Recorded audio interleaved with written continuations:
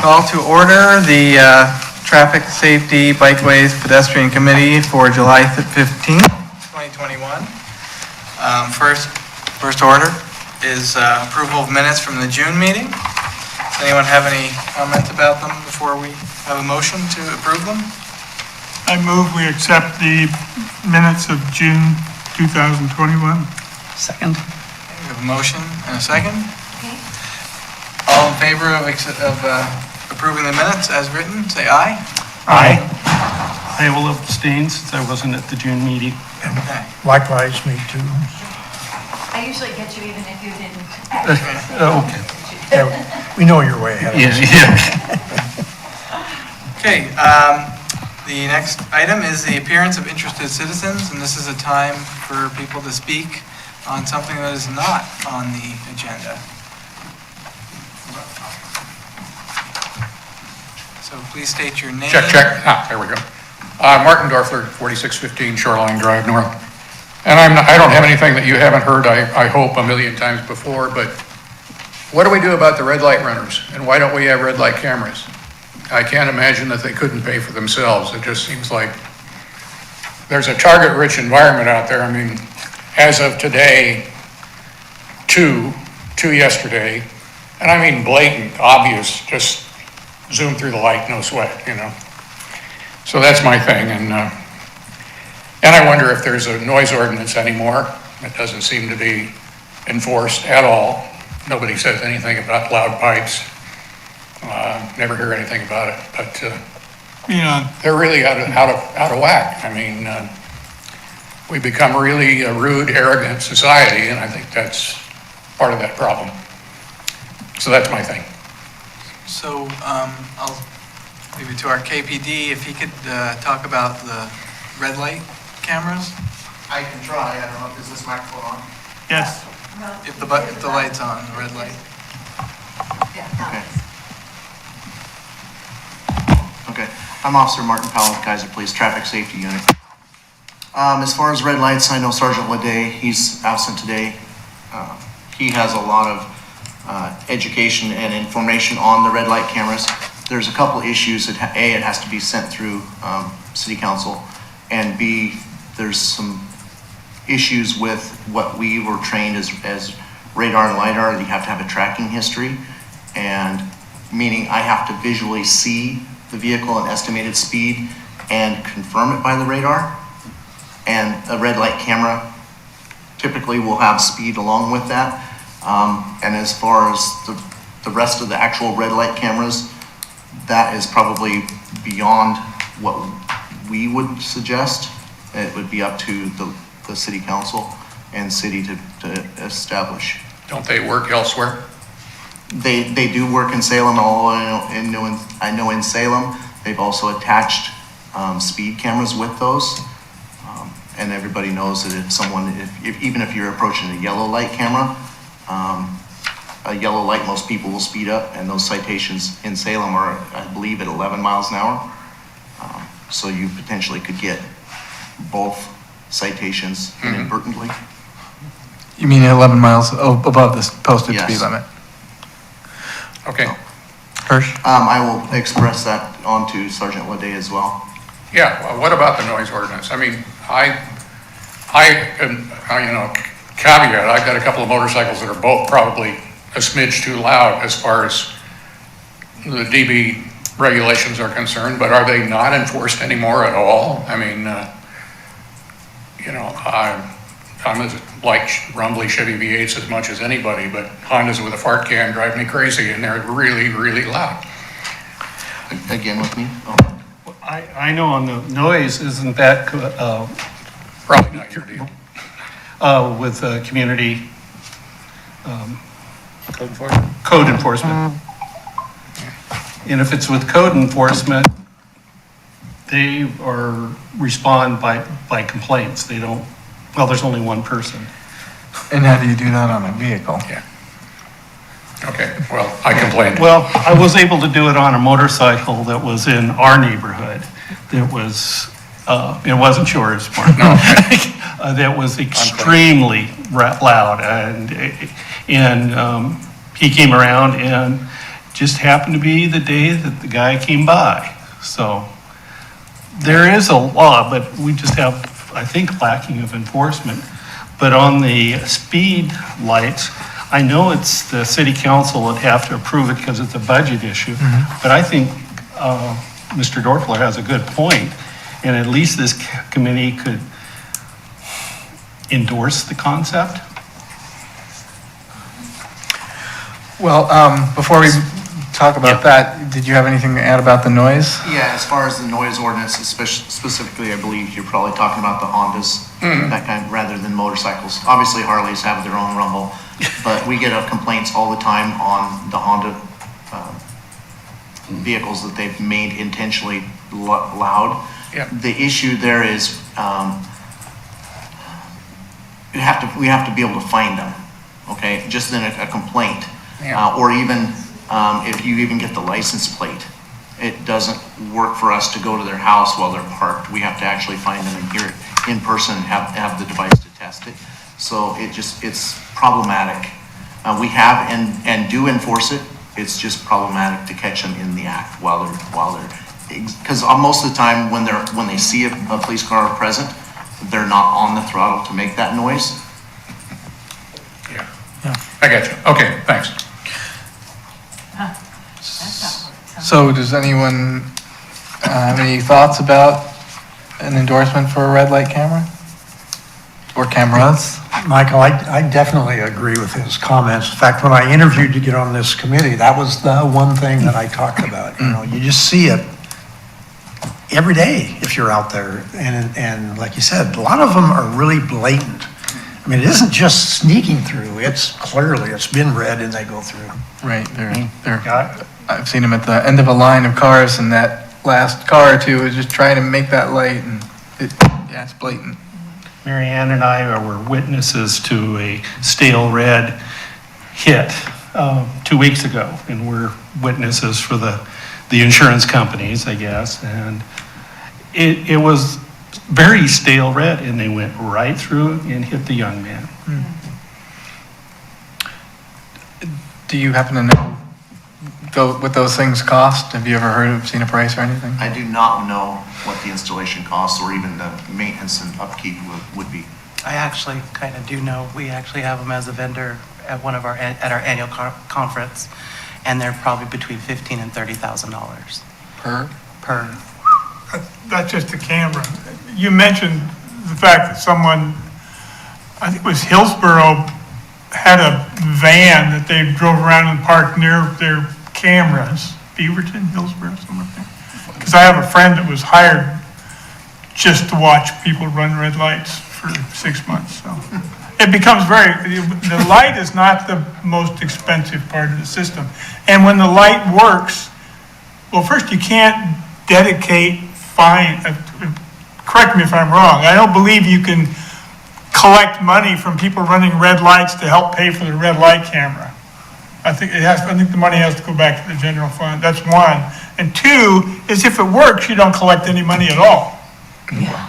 I suppose, Well, that's which is good. Well, which is good, but you're going to bear the same cost whether it works or not. I mean, people are running red lights or not. Well, and I would hope that we don't view tickets as a revenue source anyway. Well, Yeah, that is not like for traffic safety, that is not our goal as far as our unit. David, you can go out there with your cell phone and maybe click pictures. I haven't done that in Kaiser, but I've been involved in traffic, before. When I was working at a high school, we took pictures and just went to court. Oh, wow. Mike, do you know, has that ever come up in your office? No, it hasn't. Okay. Yes, sir? I know it sounds like a lot of money, and it's not really the jurisdiction of this committee to come up with the funding or whatever for that. But there are a lot of big national and state traffic safety grants. Speeding, at least in the literature that I get monthly, is kind of a big phenomenon that's coming around, not just in our little community, but statewide, nationwide. So there may be grants, loans, et cetera, that the city council can direct staff to look at to maybe get something in the next budget cycle. There's always a matching for most grants and stuff, so they would have to be planned for the next budget cycle, but to me, now's the time to start talking. Because I think it is a good idea. River Road is and has been the great barrier reef of Kaiser. All our traffic accidents, injuries, and deaths have been on River Road. So anything we can do to lower the speed, which means, saving a few lives, I think we should propose. It is up to the city council, though, to, figure out if the budget stuff. Well, that's right, and I think apart from just the money, it's how many do you get and how do you prioritize placement of them? And I think that would be, in itself, again, that's probably another cost driver is studies to determine where you're gonna put them when you get them. But I think that's just all the things that need to be taken into And consideration. one thought I had on that is if there were just, say, a couple on River Road somewhere and people knew that, they may think they're at every intersection. So That is true. You may not have to put up every intersection. Put up some dummy ones on, Mr. Chair. Oh, yes, well, Councilor Day. One other thing to keep in mind, it certainly is a council decision, but it's not only a council decision. So there are, SCATs and MWACT are gonna have a say in that because River Road is a highway and they control the lights on River Road. And so if you're gonna, it's not just a city council decision, there's gonna be, if this is something you all wanna pursue, just endorsing it, even if the city council say, yeah, let's do it, we're still gonna have to get approval from the state and from those other transportation study, those other groups. So I don't think it's, and what I can tell you, because I'm on SCATS, I'm an alternate member on SCATS, which is the Salem-Kaiser Area Transportation Study. I can tell you that they are in the process of finishing recalibration, I guess is the term, of the lights going from Verda, down Lock Haven, then down River Road, down Front Street, all the way out to Mission and 17th.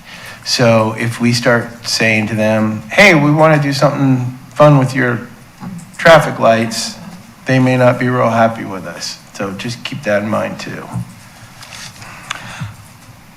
Okay, well, that's a good point, but I would say that we probably should at least bring it to council as an endorsement from our committee, assuming we have approval from them all. You should probably do it in a A motion. resolution form or in a motion form. Okay. And Okay. move to recommend council consider such and such. So before we do the motion, one thing I would recommend is if we were going to do this recommendation to council, that we would do a combination of a traffic calming and red light camera thing, because as we always know, it's a multi-layered problem, and people are, if they're already driving fast, they're more prone to go through red lights because they're just going to try to go through it. So, But as Councilor Day stated, the SCATS is recalibrating, which is going to be a traffic calming with the lights, but people are still running, even if the lights at 25, there's going to be people running this light. And I think it's important that we have that, whether we only get one or every light on River Road. It is budget consideration. It is other entities' prerogative. But I know Oregon Traffic Safety has been talking about red light running Fact is, that's in their annual plan. Now, whether they have the money to help locales, that's a whole nother story. So I'm more inclined to just make a motion just to stay with the lights. And understanding that that's not going to happen next week. We're going to have to go through another full budget cycle and some more discussions with some of our partners. But at least, it started here. Well, the one reason why I would like to keep pushing for that, at least a traffic calming measure is, if it is council's prerogative and of course the other agencies, it's also their prerogative to say, we'll do this, but not this. So I'd rather put the onus on them to say they don't want to do one versus us already kind of putting our one hand behind ourselves. The problem with adding that, it actually waters it down to the point where it sounds like, yeah, we want you to consider doing something about speeding. I mean, when you pick one specific item, whether they said yes or no, it was a specific item aimed at a specific thing. Traffic calming devices, whether I agree with them or not, is way more political than having a red light camera. And otherwise, you can argue for a red light camera. Then you have a debate about traffic calming devices. And I don't think you're going to get that resolved in a short period of time. And I always like specific things that people could pick on. You could bring up, there's all sorts of traffic calming devices. I hit one of them the other day. And you slow down, I hope. Does anyone have any thoughts about either direction? I would prefer that we stick to just the red light issue also. Okay. I have a question. If we do a red light enforcement, is it going to be like they run a red light and the camera takes their picture and then the system will automatically send them a ticket? That's what how it works. I can speak from experience. And then Long time ago. are there other cities that are doing that? I think one of my granddaughters got nailed on a red light camera recently, so. And you know right away when you do it, it's a bright flash and you go, oh, shoot, I didn't stop all the way. Mine was a turn, I didn't stop. So if we do want to propose a red light camera enforcement, then what does that look like? Is it automatic, or is it just they get a warning, or they get a ticket, or? That's a law. I don't think we're doing that. I mean, I think that goes beyond what we would do.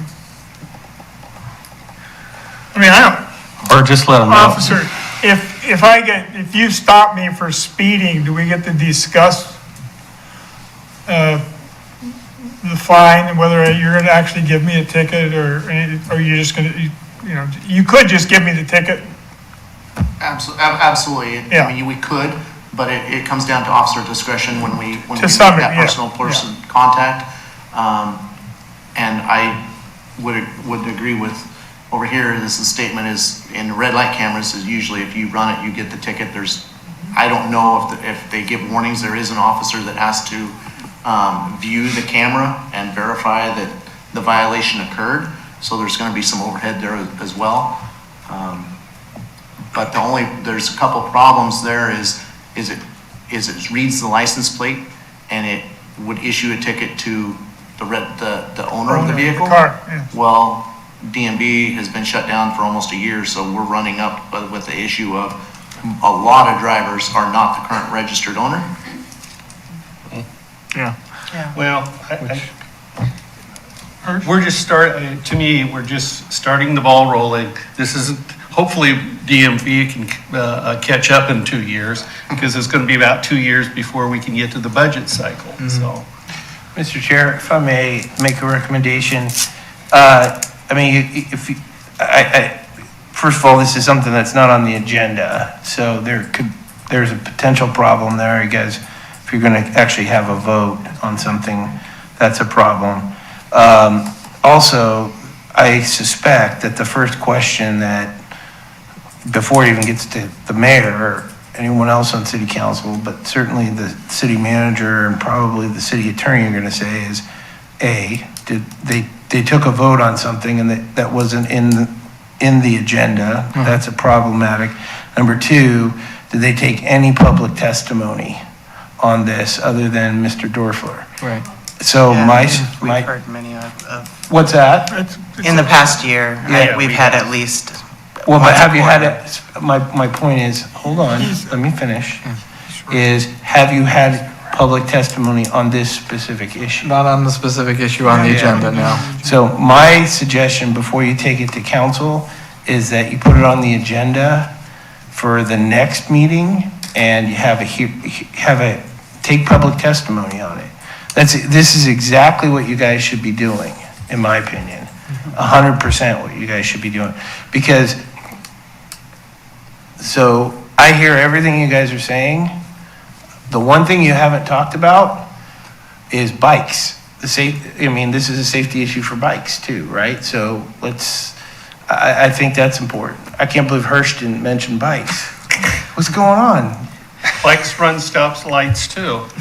But my point is that, well, it's a safety issue too. If somebody runs a light and somebody's on a bike, they could get hurt.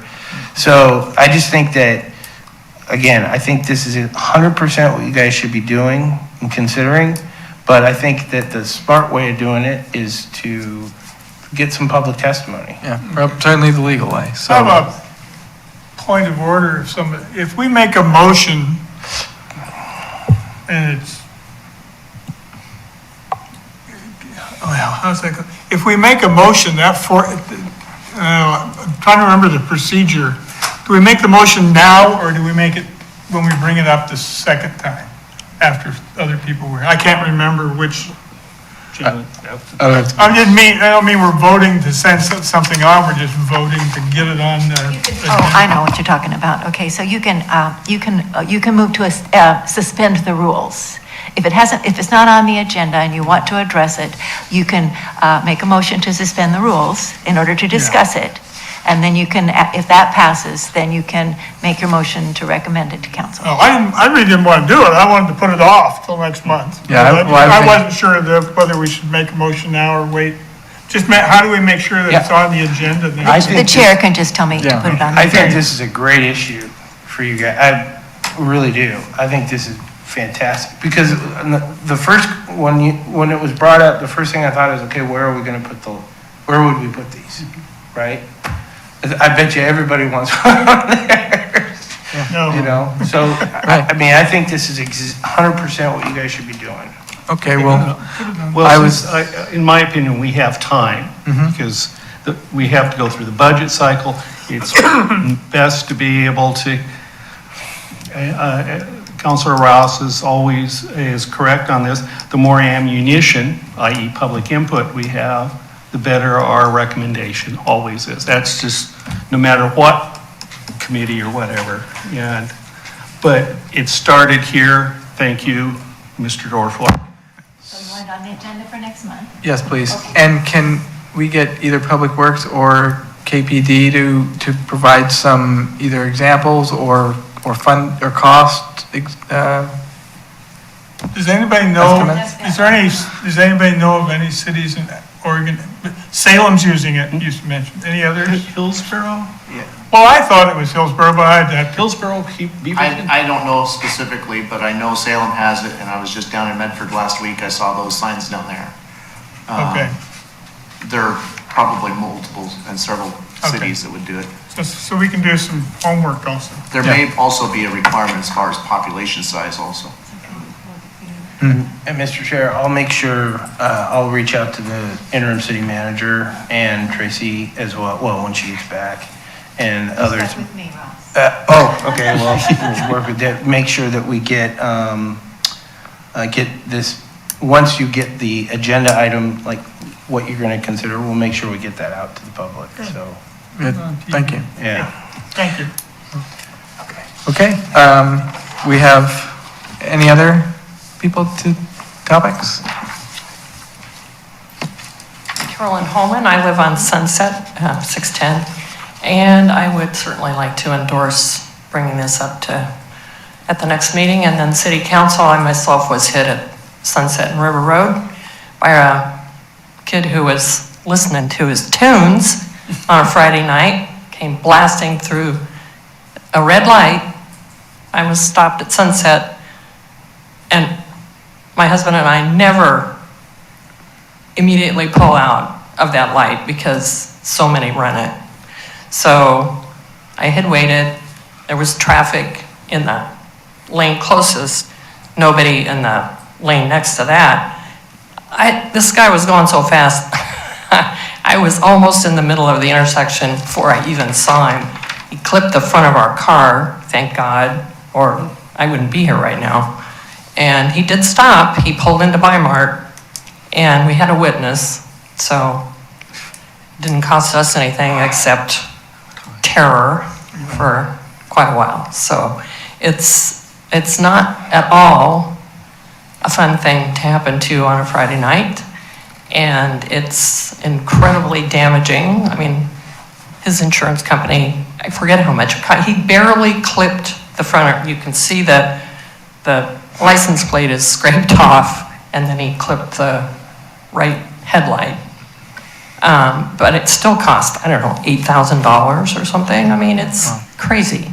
Yeah. And people are just speeding on River Road constantly.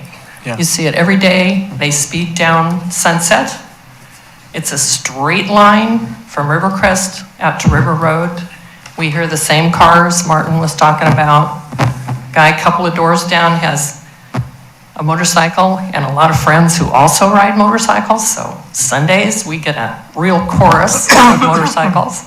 So it's loud, and just glad I don't have any small children who would be sleeping because they would be awake. Yeah. So it is a problem. But I definitely would be willing to testify at a public hearing about red light cameras. I think it's a great idea. So thank you. Okay, thank you.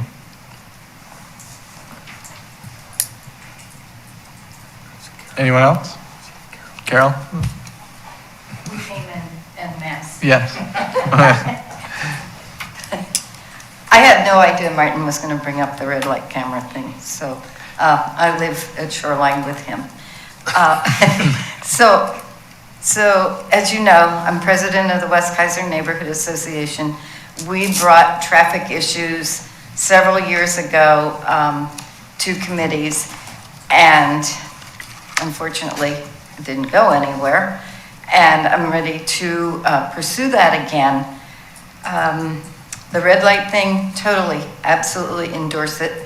About 3 or 4 months ago, I was on my way. It not only is in Kaiser, it's all over. And I'm on my way to Costco. And from here to Costco, there were 4 red light runners. And so it's almost an endemic problem, okay?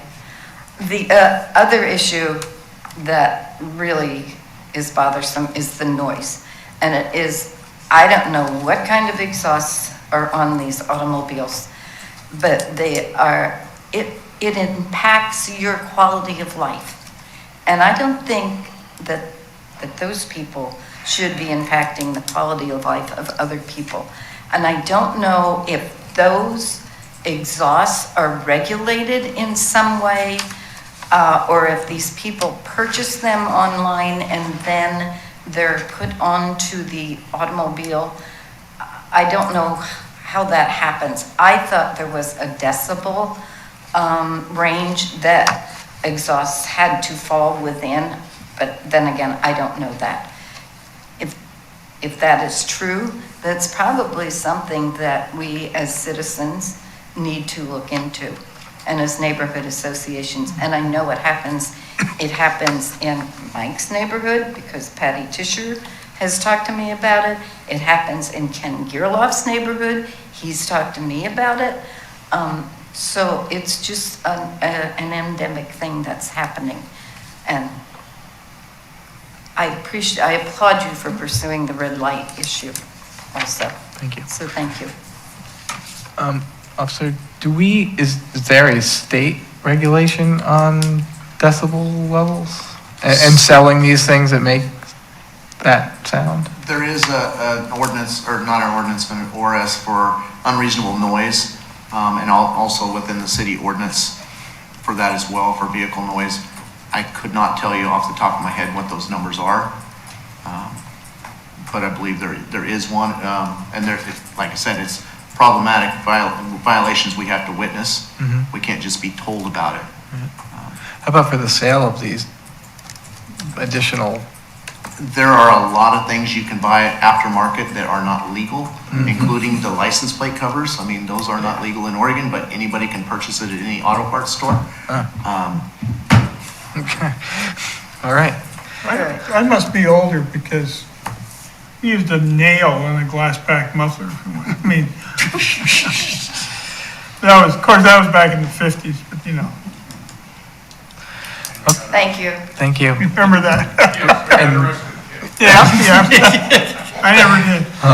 Okay, well, so that will be on our agenda for the next meeting, and certainly invite all of you and more to come to testify. So thank you for coming tonight. Okay, so that appears to be it for citizens in our audience. So the next thing is the review of the school sidewalk boundary GIS maps. I had asked staff to make some maps for me because I was struggling with that. And you can see them in the packets that you've received tonight. So, yes. So the first one is showing a 1 mile buffer around each school zone. And it kind of looks like someone threw Necco wafers on the table. But as you go through the packet, you'll see that they focus on the individual schools. And along with that, you'll see the sidewalks. And what I'm hoping to gain from these maps is more focused attention on where the gaps are and if certain schools have more problems than others, and then use that as a focus for eventual grant applications. I also had the school boundaries because sometimes you could be within or outside the mile gap, but still within a school boundary, and there may be some other barrier to getting to those campuses. So that would be something I'd also like to look at as well. But anyone have any thoughts as you're looking through these? I Seeing appreciate the anything visual. different? I think that some of the areas definitely can be reviewed and thought about, and at least maybe go back in our notes to what we thought were our top priority ones and kind of bring that back in a little bit. Yeah, Wheatland Road is one that jumps right out. It makes you look at the Clear Lake one. Wheatland Road has got a lot of gaps for the kind of road that it is. And there is a traffic study plan that is going on that will address those and actually redesign Wheatland Road. Funding for construction isn't there yet, but the plan will be done. Probably, got another meeting next week. The plan should be done before the end of the school year, or before the end of the year. And people will have input on it, but the whole purpose is to fill in those gaps and to have bike facilities, bus facilities for Wheatland. But another area that's almost as bad as Wheatland is Windsor Island Road. Oh, People are walking in the street and stuff. But before this is an area where we can partner with Safe Routes to School and get McCray Carmichael involved because they're doing maps of the schools and walking. Right now with COVID, it's been kind of quiet, but they've been working, right now she's working with Hallman Elementary and their area partners for walking school buses and things like that. So this would tie in with some of their activities, and I know you've done grants before. The more partners that you have in applying for the grants, the higher the probability you're going to get the grant. One thing I thought would be a good step to, as we narrow our focus, is to then talk to the principal at that school too, along with McRae, and see what kind of, support we get from that principal, and at least a letter maybe of support. In the, on Cummings and the Light Street improvement, even though it's not perfect in the perfect world, the principal and the parent club there, their letters helped. They really helped sway. Bill was pretty committed to do something, and but those were always helpful. And then having the principal at McNary also write a letter of support. Those are all, more partners the better. Right. Michael, I don't know who put this together for you to say, but I wonder if they could do another filter and show like arterials all the way down to minor arterials that don't have sidewalks, and show them on here in a red or something, so they kind of jump out when you pick this up. One of the worst, that happens to have heavy foot traffic is Verda. Yes. Yeah, I was gonna say, Verda's one that shows But up. it seemed, my recall, which is very good sometimes, is that there was, Verda improvements were in the plan in the near future. Can anybody help me with that? You're correct. Verda is higher up on things, right, Mike? Yeah, 23, 24, 24, 25. They're in the beginning phases of planning Right. right now. Verda beside the area right where they. Further from Dearborn to the Parkway. Right, so from Chemawa to Dearborn, though, we're kind of waiting for that property to develop. Yeah. Right. But what if it doesn't develop? I mean, it's probably one of the most dangerous. Luckily, my recall is nobody's been killed there yet, but I was walking there and I got nervous, and I'm city bred. So the right-hand side's got a huge ditch. I mean, it's a significant ditch, and nobody wants to fall in that. And the left side's not that bad. It's just you're walking in gravel and stuff. But anyway, that's a dangerous section of road from Chemawa to Dearborn. And I understand that we have to wait, but The property, there's a big for sale sign on the property right now. yeah.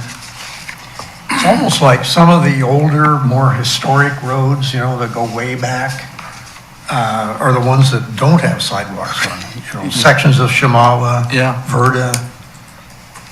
So Debbie, I can't remember who it was that was doing these maps for me.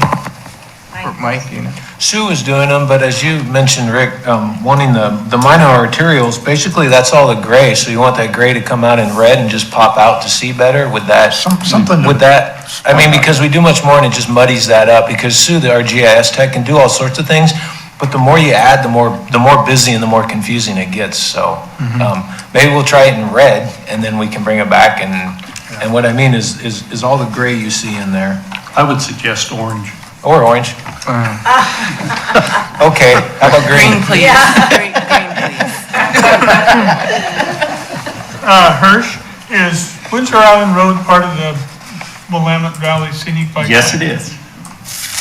And But our city limits is pretty limited on that. Yeah, Once past Lockhaven, right? But it North of is fact is, it is a crosswalk for Kaiser Elementary there.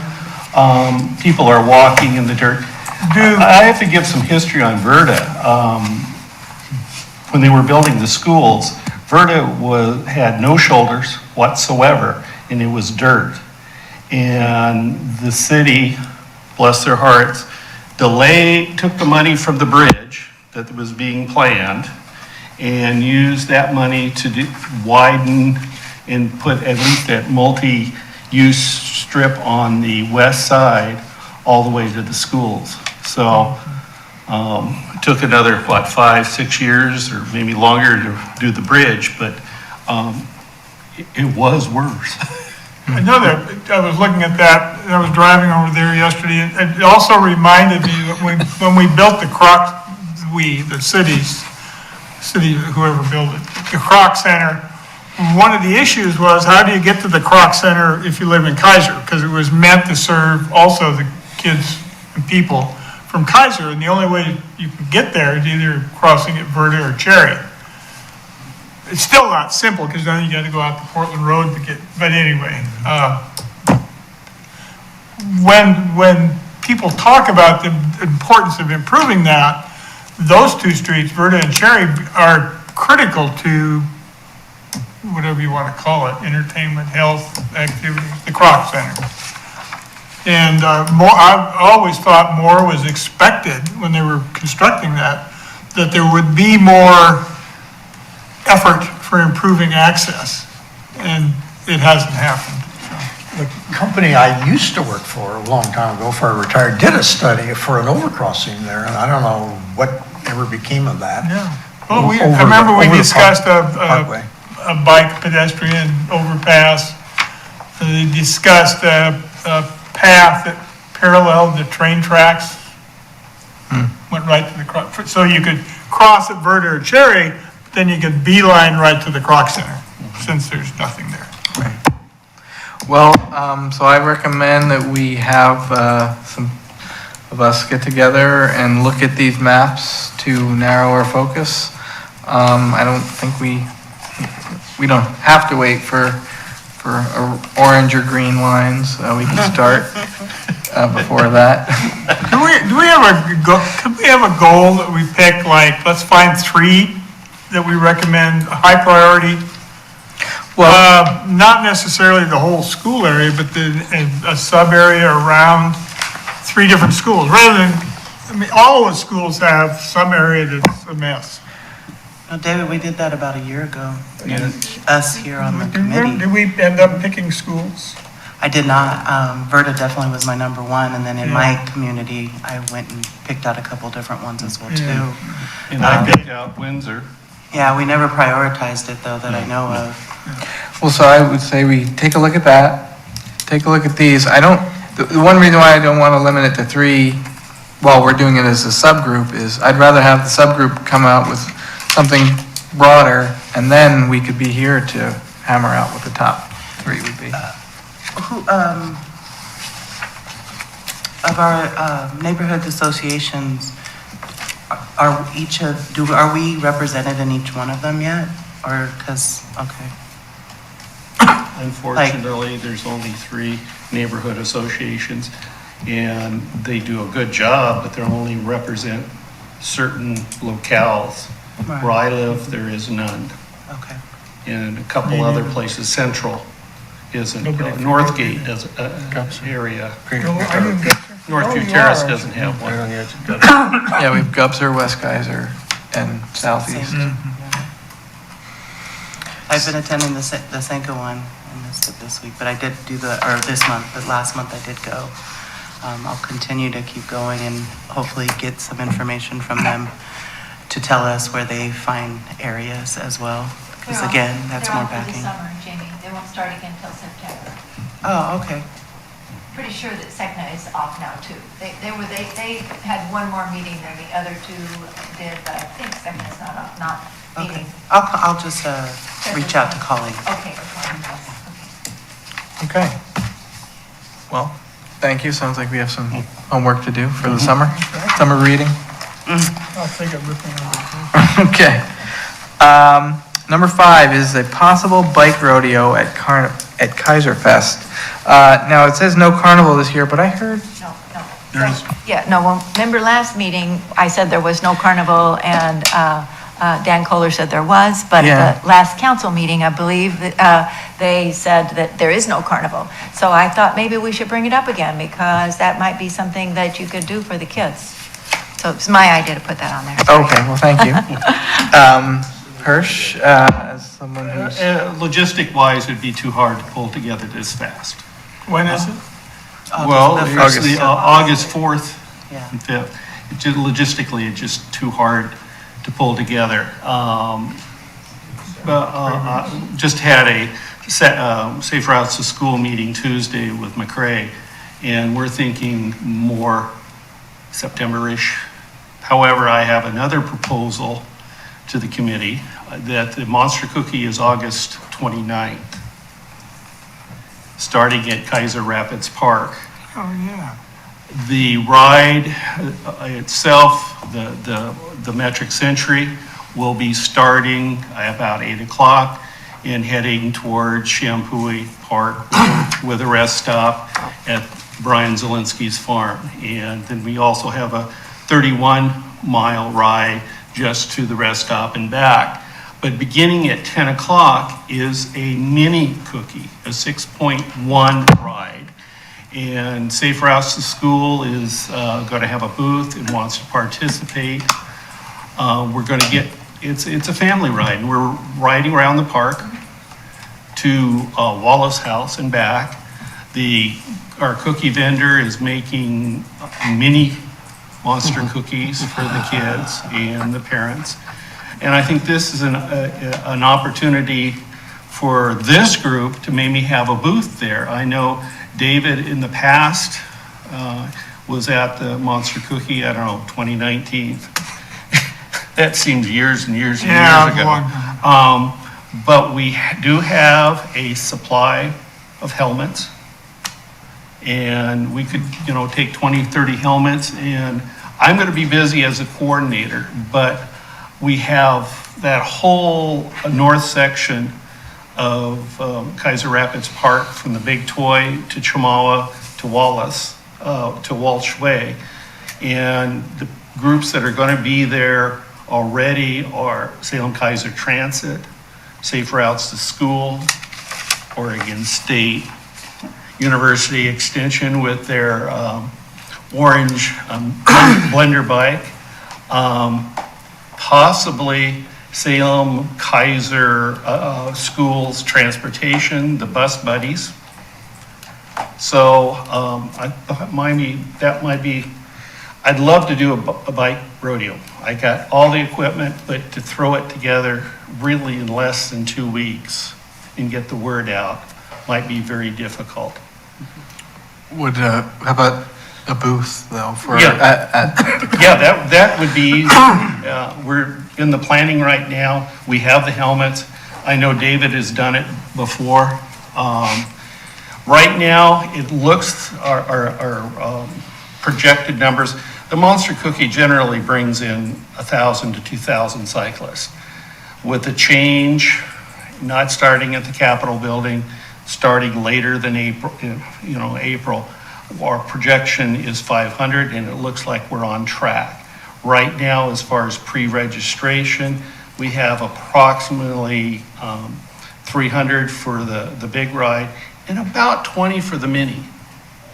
I'm going to be meeting, Marianne and I are going to be meeting with Carol and the West Kaiser Neighborhood Association to help us a little bit with the mini portion and the Monster Cookie. So they're in chambers already involved. And so this is an opportunity for this group to be out there and maybe fit a helmet or two. Well, I'll have to go home and double check with the boss, but yeah, that looks fine. One of the most popular handouts is the one with the rules. Yeah, We used to have a little small one that had the laws, but the new one is bigger and has a lot less information. Yeah. I got a supply of them. Okay. But it's bigger but a lot less information. it is, well, it is. There's a little one with fine print, but there's 50 pages. Now they came out with one with 12 pages that's this big. Yeah, pictures, Well, we have the little one, which is really a handbook for law enforcement, because it just cites the ORSs and stuff related to cycling. And it's from Oregon Traffic Safety. But the new bicycle driver's manual is now out, and we have a supply of them. As long as we have. Heidi Manlove sent me a crate So Okay. we have more than that. All right. And Transit's going to have a few more maps. That's another popular thing. And we have, So we could run it like from 9 till 1. give or take, And I can do it. I mean, and it'd be nice if somebody else would come along. we'll be Somebody- starting to set up things about 6:30. Well, I'm not going. Well, I'm just. But if this, when they're taking off, they're not gonna be too interested. Plus, they don't wanna carry it with them anyway. Correct. But And they'll, so- some of them will be back in what, 2 hours? But there was one group that just, I mean, they went out there and back. I remember because we were setting up the food at, And they're, when they come back, they get a monster cookie. yeah, Mary Ann's original recipe, okay. monster cookie. Right. Well, so I think that's a good idea. I think I can be there for the Monster Cookie. But for a booth at Kaiser Fest, I think it's still a good idea, but I can't make that. I can't either. I don't know if we could make it that fast for Kaiser Fest, and it's really,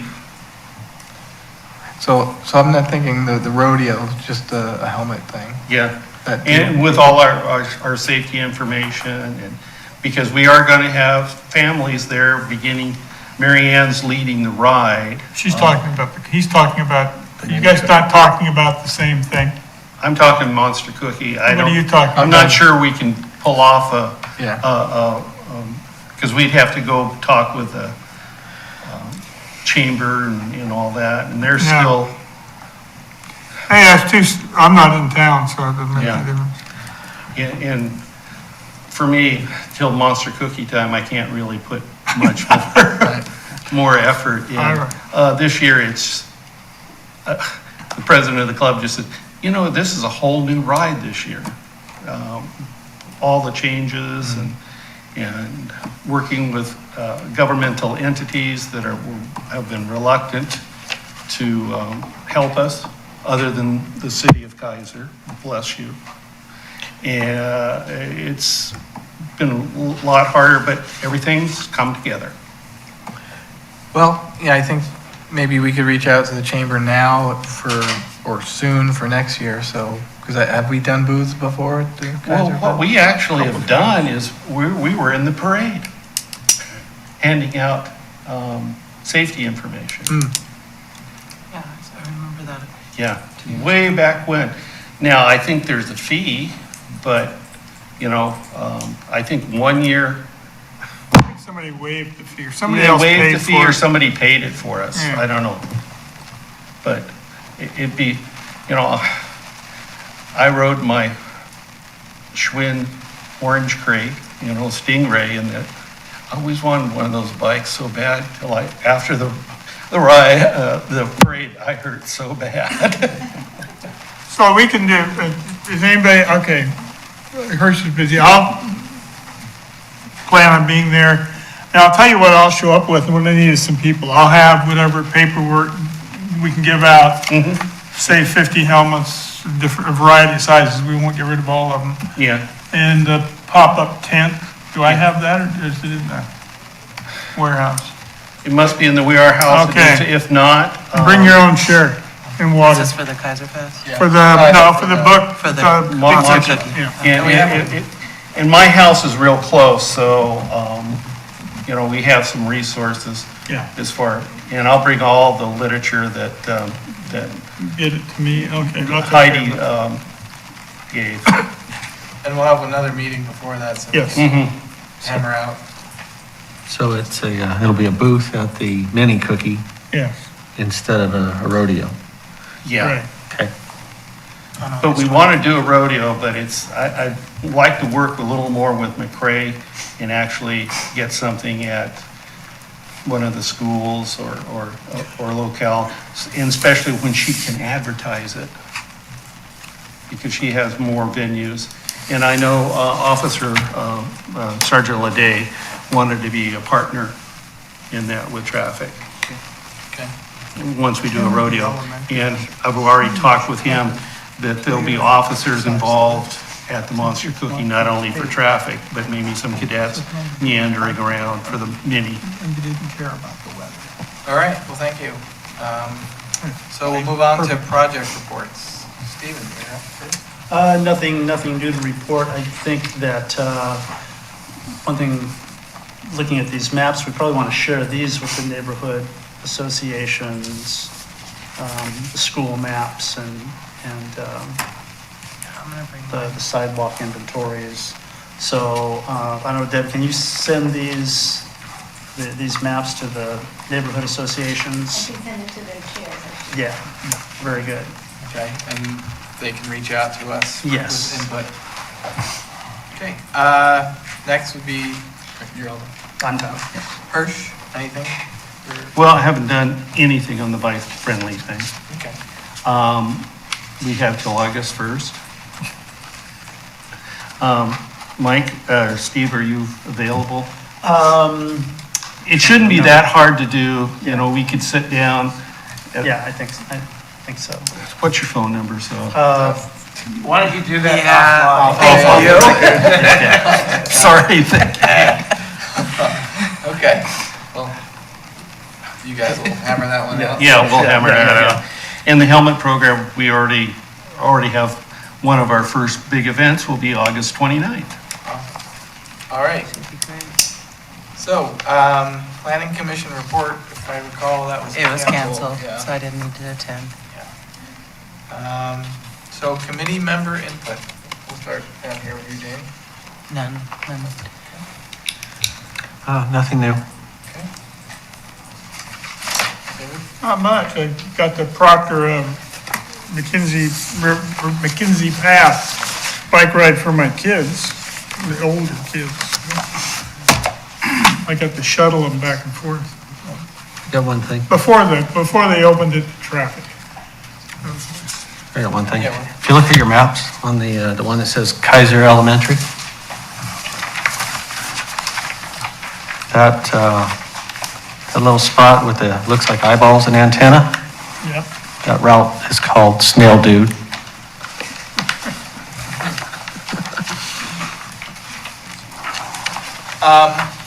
So I was talking to one of the business owners near the Kaiser Fest, where they do near the Alder Cherry intersection, and she had some concerns about the safety there, and so I went out and took a look at it, and I'm pretty confident that the time we have until it starts is too compressed for these ideas, but I wanted to just put it out there for you all to think about, and maybe we can reach out to, again, the chamber next year and KPD too about doing this, and the city council, of course. Two things. One that is not on this little handout that Debbie printed for us. It was some temporary blinking stop lights at the intersection of Alder and Brooks. Alder and Cherry. Instead of just stop signs. Because there's just a stop sign from Alder, but not on Cherry there.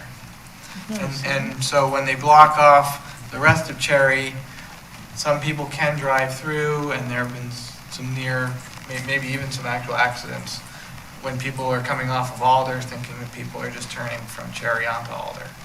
And so my idea was if we had some temporary blinking red lights during Kaiser Fest, then everyone has to stop and be aware that someone may be going straight rather than turning. I don't know, the logistics on that, where you get those things, cost, if you have to go through not just the city council for approval, but if there's any other level of government that needs approval. Yeah, I'm not sure. They're setting up the concrete barricades and blocking that off, even though there's no carnival this year, or? So no cars are going through at all then this year? Well, I'm asking. You're both asking I'm questions. asking. No carnival, we're not blocking Cherry Avenue, so I guess. Right. So I heard there were concrete barriers down further by where the Eagles or the Yeah. Elk. Elks? Yeah. But up towards the intersection, that T intersection, I think there's just a big sign that says no through traffic or something like that. They just put like type 3 barricades or something. I thought they were concrete on both ends, so, Yeah, but I think you can still drive through and park. I think they're having parking at, It was, so the one by Alder and Cherry was a little bit further back so they could make the right. And then there was an issue making the U-turn to get out of there. So if maybe it was blocked right at the Alder and Cherry site, they would not get that chance to make that right. So don't push it back or push it down as far as it was. Oh. bring it farther south so you have no option to go north, I guess. Correct. I see. And I'm not sure why they have it pushed down there. There must have been some logistic reason, but we can Yeah. definitely look into but they that. are doing parking at that. I thought that place offered parking for this. There wasn't parking last, or well, centuries ago, there was no parking. Right. There, except for service vehicles coming in. Sure. I'm meeting with one of the organizers tomorrow to talk about the scenic bikeway that goes on Cherry. And to make sure that there's provisions for that. For what? The scenic bikeway, it goes right on Cherry. Yeah, Cherry. And Up to the parkway.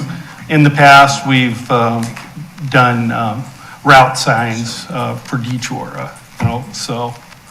And since it's in August and stuff, there's probably going to be more people riding. So we're meeting to figure out. And I was told that it was only going to be one lane blocked. I may be wrong, because it sounded like it's going to be easier for the bicycles, at least to merge, even though they're going against traffic, but there won't be any traffic. They're just only blocking one lane for the. So you're talking about the lane going north on Yeah, Cherry will is the be only blocked. side? Because that's where the function is going to be Right, on they're going to that be grass. blocked, but the southbound lane won't. And that's where the bikes would go through the southbound lane. So where on the Cherry, before you get there, will they be shunted over to the south? We haven't decided on that, but there has to be a reasonable way. In the past, we just did the Alder around the Brooks back to, Yeah. and stuff. We That's may just probably do the that best. again, but I haven't seen their map plan yet, so I don't want to jump ahead. So my other idea was, and that's where this little handout comes in, is again, for future, doing some street paint mural thing that sort of is sort of like almost like a welcome entrance into the carnival area. And perhaps we could do it with some local artists, school artists, I don't know. But what this talks about, this is a Portland-based group, but it's got some examples of how you do it, rough cost estimate.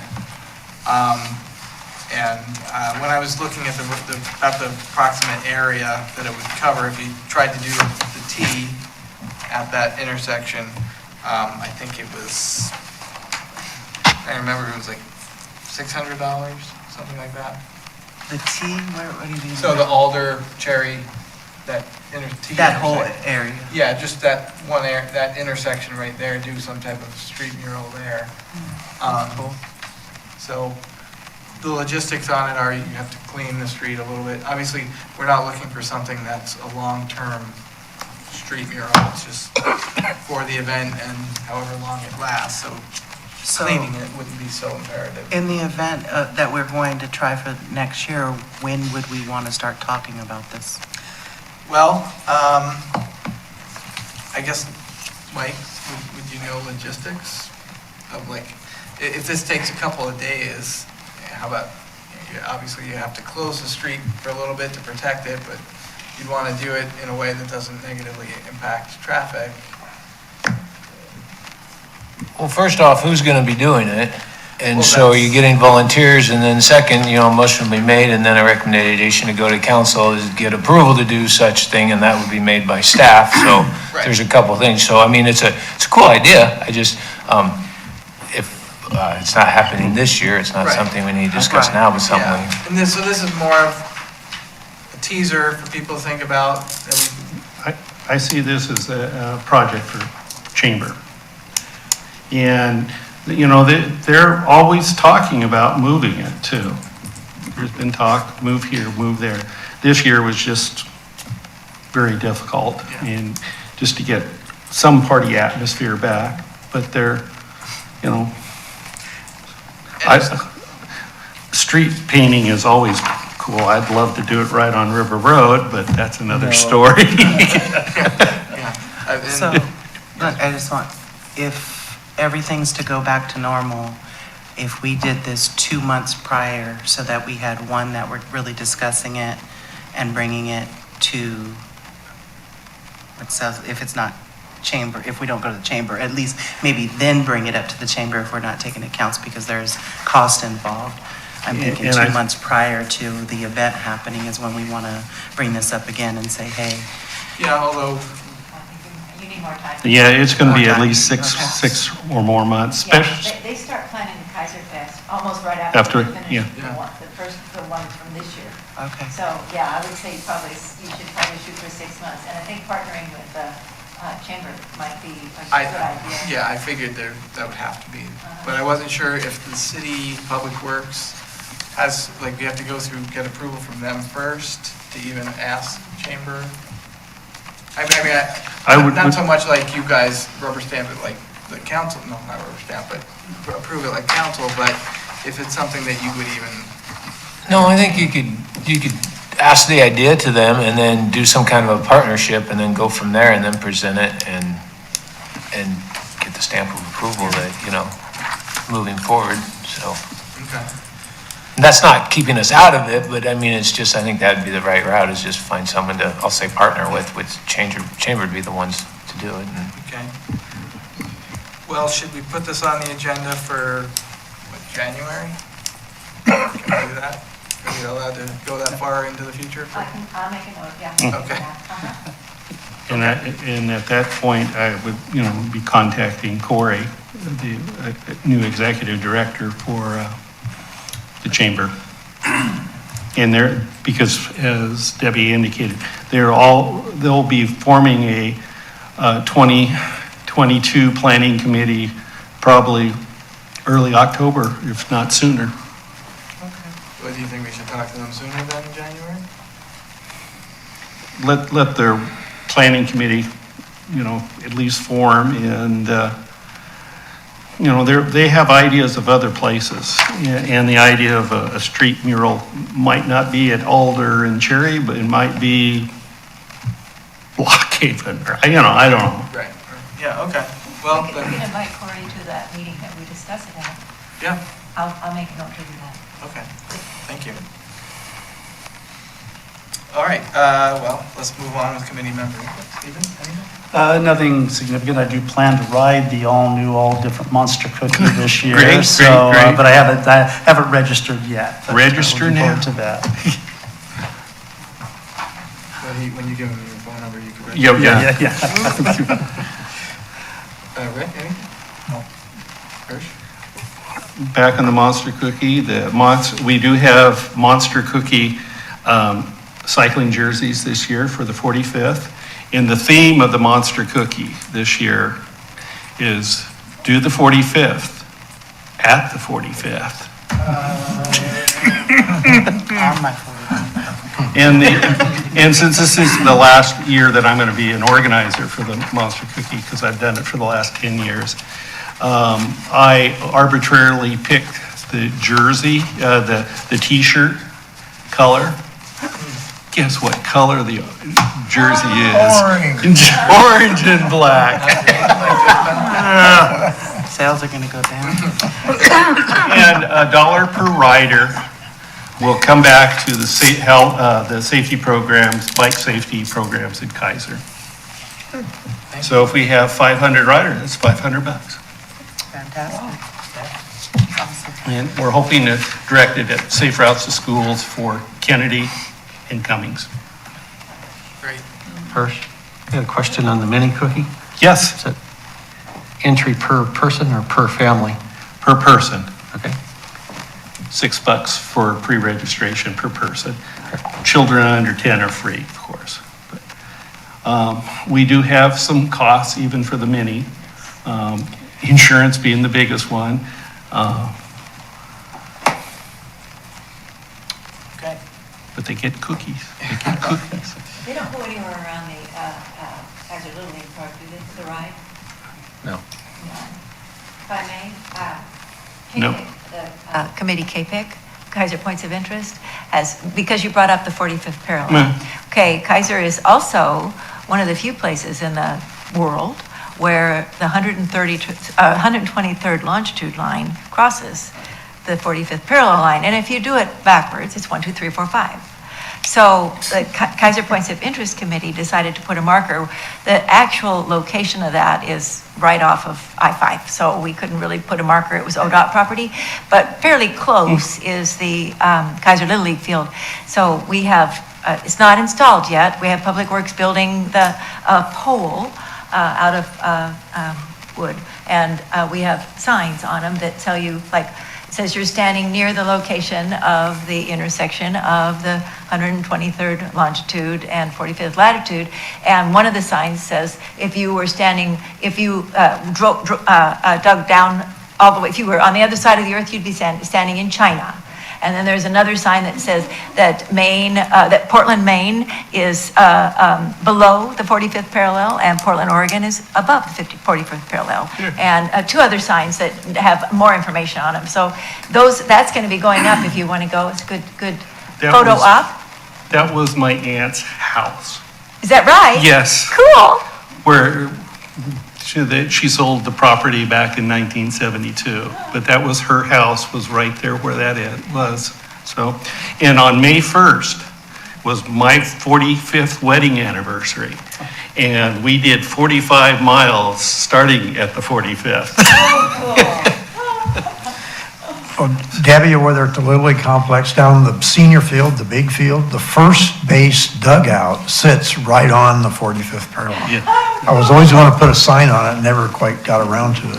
It's cool. Little, It should at least be called the 45th dugout. yeah, that's all I really have, and we'll talk more about the booth and the helmets and the information giving at the Monster Cookie. Mike, do you have anything to report for us? Some stormwater things right now that are going on. Our guys are out and about, checking the catch basins, and we have a parameter that if it's below 6 inches, we don't put it on a list. Above 6 inches of debris, it goes on a list, and our guys will go back and clean out those catch basins to help our streets drain better during the rainy season. And after that, we go and inspect our outfalls every year, so everywhere our lines drain to a specific spot to an outfall, we check to make sure that there are no complications there, no blockages, no damages to it and whatnot. So that's just an ongoing, they're annual things that we do. So in that sense, that's what's going on in stormwater world. And streets, kind of quiet right now. We're not doing any paving this year, so we will be next year. Yes. Who's doing the painting? Because I noticed that Alder got new bike lane paint. Marion County's Gotcha. does all our striping. Okay. I saw some survey guys on River Road near Inland Shores. You know what that was about?